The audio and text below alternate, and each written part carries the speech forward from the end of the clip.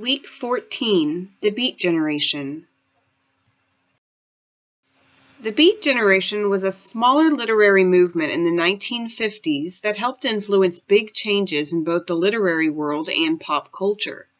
Though generally considered separate from postmodernism, the Beats, as they were called, shared many commonalities with postmodern writers.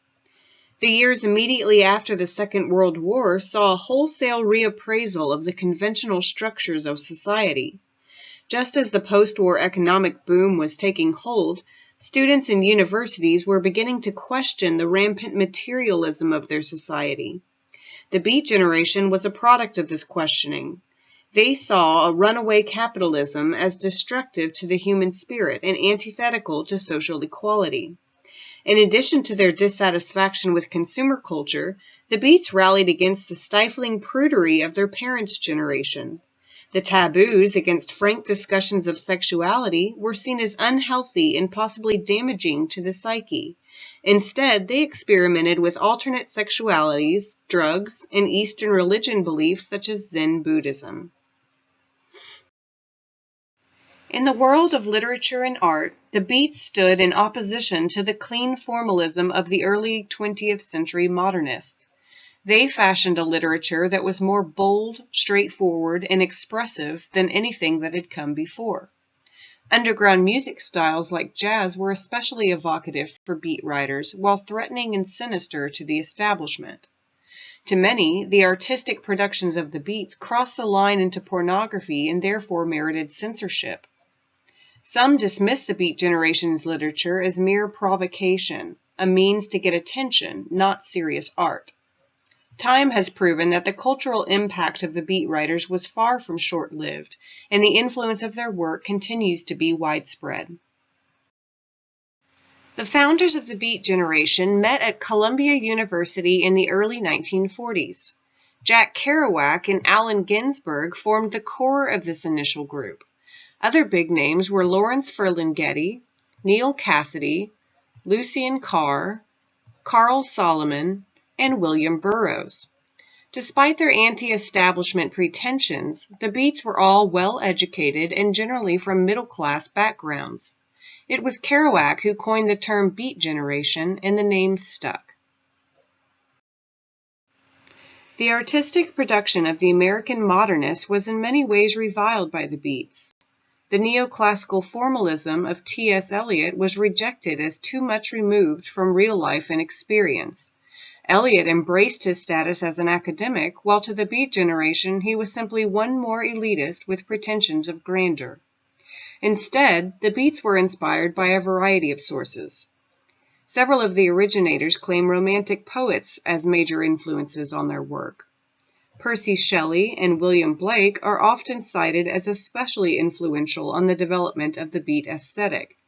Interspersed with their Romantic influences were surrealist and absurdist tendencies. At the same time, the American transcendental movement of the 19th century was also a powerful inspiration for the confrontational politics of the Beats. The elder statesman of the Beat Generation was the poet Lawrence Ferlinghetti. A son of immigrants, Ferlinghetti was a Navy veteran who worked with resistance movements during World War II. He settled in San Francisco after the war, where he opened the City Lights bookstore. City Lights quickly became a hub of Beat Generation intellectuals.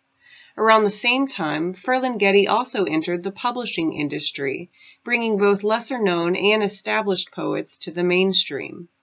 In his own poetry, Ferlinghetti displayed a jazz-inspired rhythm and improvisational spirit. His lines seemed almost thrown on the page, though underneath the seeming disorganization was careful planning and a deliberate effect.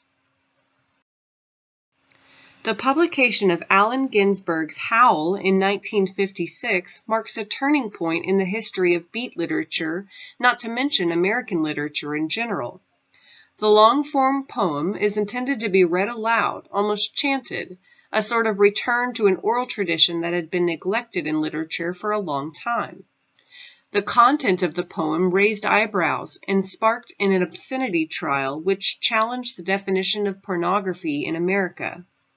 Ginsberg won, and the judgment more or less ensured that poetry and fiction would from then on be immune to the kind of censorship that still plagued other genres of art. With Howl, Ginsberg takes the reader on a tour of the underside of America. There are drug addicts, drifters, prostitutes, and swindlers. There is a visceral rage against the system that requires conformity and selling out. Foul language and slang are common throughout the work, as well as drug use and criminality.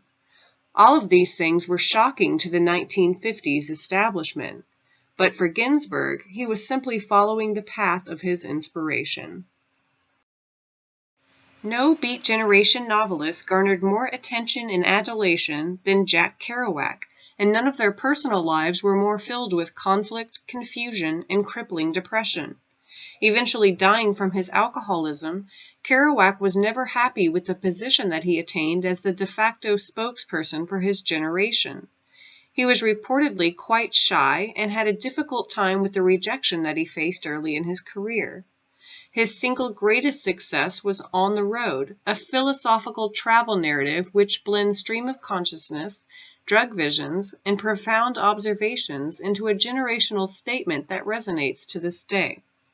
In this class, we will be reading a few chapters from his book, Big Sur. Named after an area of wilderness in California, Big Sur was composed quickly on a roll of teletype paper. The novel draws from Kerouac's solitary stay in Ferlinghetti's isolated cabin in Bixby Canyon. Its form is what the author called spontaneous prose, equivalent to jazz improvisation in its emphasis on rhythms and inflections.